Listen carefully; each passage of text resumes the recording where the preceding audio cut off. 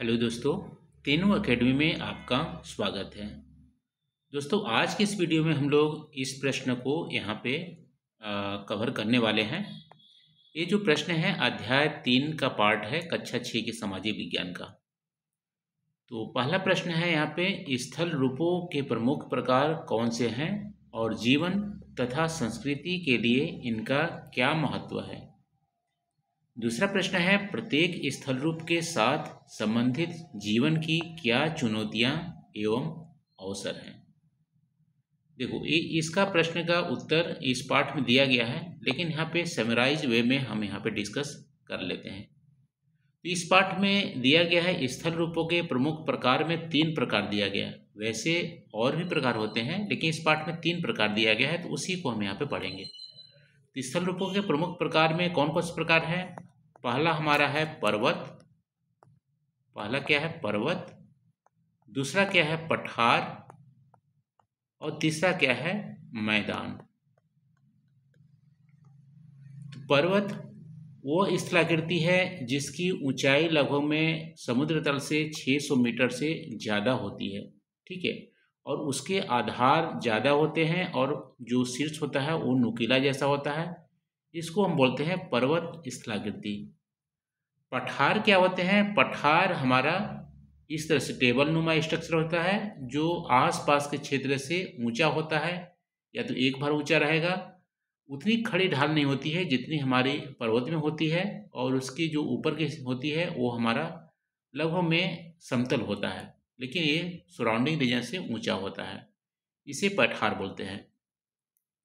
मैदान वह स्थलाकृति हैं जो समुद्र तल से लगभग में 300 मीटर से कम इनकी ऊंचाई होती है और लगभग में समतल होती है। ठीक है, नदियों द्वारा अपरदन से, जो पर्वतों से अपरदन करके ये लाकर डिपोजिशन करते हैं, उससे हमारी मैदान बनते हैं। तो स्थल रूपों के 3 प्रकार में 3 प्रकार हो गए, पर्वत, पठार और मैदान। जीवन तथा संस्कृति के लिए इनका क्या महत्व है, और ये वाला जो दूसरा प्रश्न है, दोनों लगभग में दोनों का आंसर सेम है। एक एक करके देख लेते हैं। पहले हमारे पर्वत। ठीक है, तो पर्वत जीवन को कैसे प्रभावित करते हैं, संस्कृति के लिए क्या महत्व है, उसको देख लेते हैं। ठीक है, अवसर, पर्वत पर अवसर या महत्व। तो पहला हमारा महत्व है, पर्वत क्या है? सभी नदियों का उद्गम स्थान है, स्रोत है। उत्तर भारत में आप देखोगे तो हिमालय से बहुत सारे रिवर निकलते हैं, चाहे गंगा हो, यमुना हो, इंडस हो, ब्रह्मपुत्र हो, और भी बहुत सारी नदियां हैं। तो पर्वत क्या होते हैं? नदी का स्रोत होता है। इसी से हम एग्रीकल्चर करते हैं, पीने के पानी के लिए व्यवस्था, इंडस्ट्रीज के लिए होते हैं। तो पर्वत हमारे लिए बहुत ज़्यादा महत्वपूर्ण है क्योंकि नदियों का स्रोत है, पहला। दूसरा क्या है, यहाँ पे जो जलवायु होते हैं खासकर गर्मी के दिनों में बहुत ही अच्छा होता है, और इसीलिए यहाँ पे पर्यटन ज़्यादा होता है। ठीक है, पर्यटन के लिए ज़्यादा अवसर हमारा पर्वत प्रोवाइड करते हैं। दूसरा हमारा महत्व है। तीसरा महत्व है यहाँ पे पर्वत का, और पर्वत का क्या महत्व है? तीसरा महत्व आप देखोगे, साधु जो संत होते हैं साधना करने के लिए भी पर्वतों में जाते हैं। ठीक है, साधना करने के लिए, क्योंकि बहुत ज़्यादा यहाँ पे बोल सकते हो शांति प्रिय इन्वायरमेंट होता है पर्वतों में। चौथा हमारा महत्व है, यहाँ पे पर्वतीय वन पाए जाते हैं।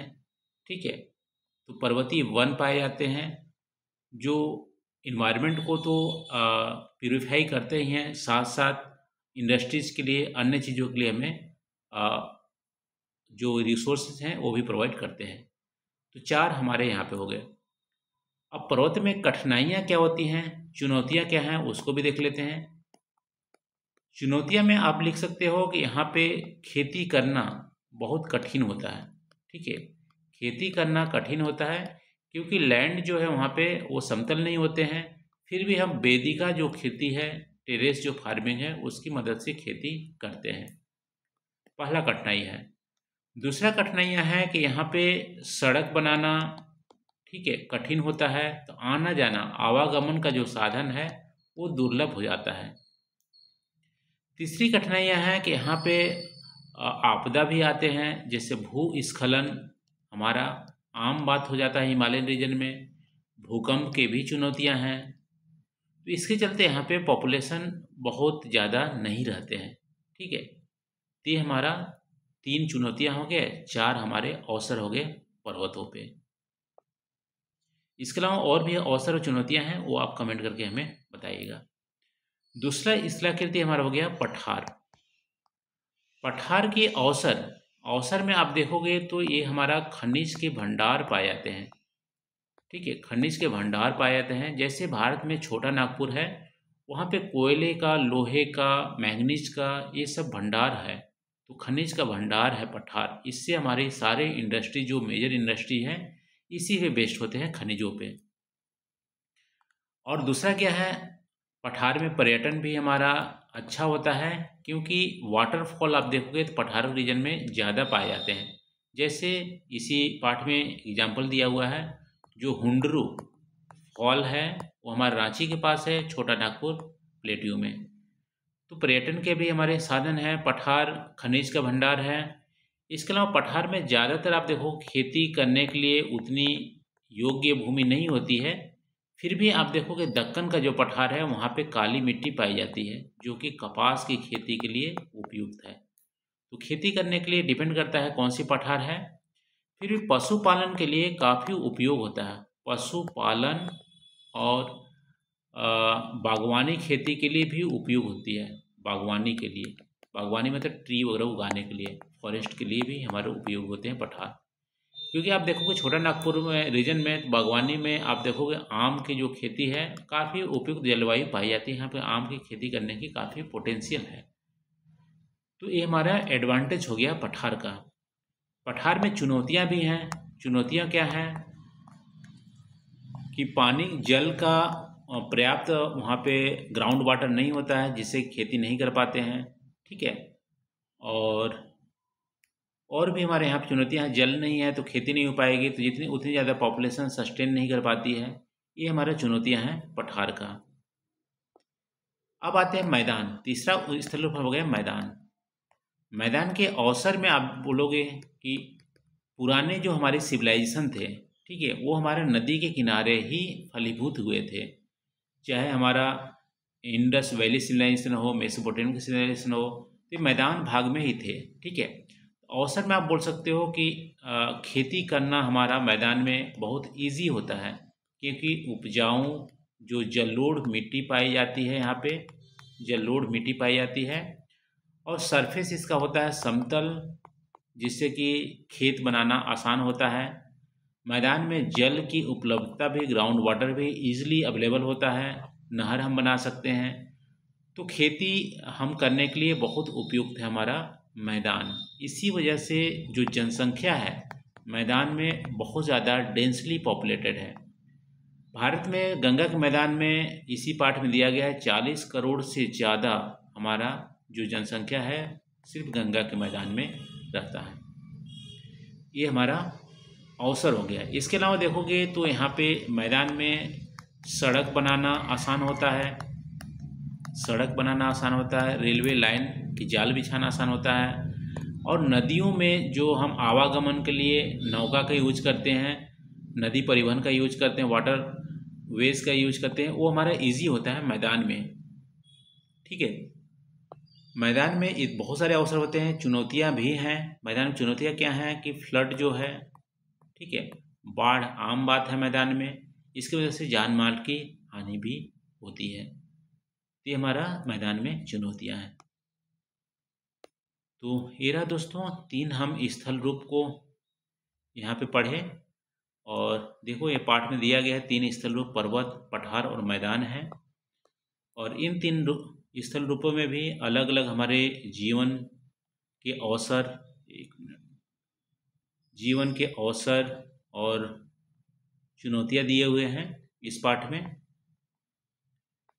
देखो ये हमारे पर्वत हैं, एवरेस्ट, ये है अकोनगुआ, ये आपको कहाँ मिलेंगे, ये हमारा एंडीज जो माउंटेन है साउथ अफ्रीका में, ये एवरेस्ट माउंटेन नेपाल में, किलिमंजारो अफ्रीका में मिलेंगे, ये हमारे ब्लॉक माउंटेन है, आई थिंक जर्मनी में मिलेंगे।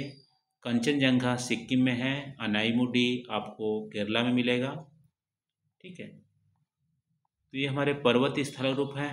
इसके पर्वतीय वन पाए जाते हैं। यहाँ पे आप देख सकते हैं पर्वतीय परिवेश में पर्वतीय वन पाए जाते हैं। बहुत सारे जीव जंतु हमारे पर्वतों रीजन में पाए जाते हैं। ठीक है, यहाँ पे मेंशन किया गया है। तो पर्वतीय जीवन में आप देख सकते हैं वेदिका कृषि हम करते हैं, और पर्यटन पर्वतीय क्षेत्र में ज़्यादा होता है। आय का महत्वपूर्ण साधन है। स्वच्छ हवा, मनोरम प्राकृतिक दृश्य मिलते हैं। पवित्र स्थल पाए जाते हैं। तीर्थ यात्रा के लिए हम पर्यटनों में जाते हैं। ठीक है, ये हमारे अवसर हैं पर्वतों में। और चुनौतियों में आप बोल सकते हो कि यहाँ पे आवागमन हमारा कठिन होता है। आकस्मिक बाढ़ भी आते हैं, भूस्खलन होता है, हिमस्खलन होता है। ये हमारी चुनौतियाँ हैं। बादल फटना, देखो ये सब मेंशन हम लोग नहीं किया था। तो आकस्मिक बाढ़ हमारा आता है पर्वतीय रीजन में, चुनौतियां हैं। भूस्खलन होता है, हिमस्खलन होता है, बादल फटता है। ये हमारे चुनौतियां हैं पर्वतीय क्षेत्रों में। पठार में खनिजों का भंडार पाया जाता है। ठीक है, जल प्रपात पाए जाते हैं। देखो चेरापूंजी में नहकलाई काल जल प्रपात है। यह पर्यटन के लिए रोमांचक स्थल है। फिर मैदान देखोगे, मैदान हमारा खेती करने के लिए बहुत उपयुक्त जगह है। और यहाँ पे मैदानी भागों उपजाऊ भूमि होती है। ठीक है, यहाँ पे देख सकते हैं 40 करोड़ से ज़्यादा हमारी जनसंख्या गंगा के मैदान में रहती है। और बहुत सारे जो फसल हैं, गेहूं है, मक्का, जौ, मोटे अनाज, ये सब के लिए उपयुक्त यहाँ पे है। नहरों के जाल भी बिछे हुए हैं।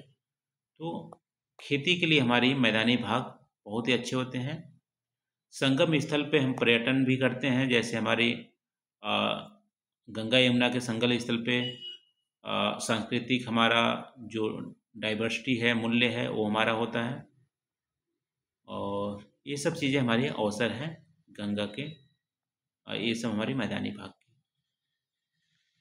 तो ये रहा दोस्तों, आज हम लोग 3 स्थल रूपों को डिस्कस किए और उसके अवसर और चुनौतियों को यहाँ पे वीडियो में कवर किए। वीडियो कैसी लगी आप कमेंट करके जरूर बताइएगा। वीडियो को लाइक करके बताइएगा। थैंक यू दोस्तों।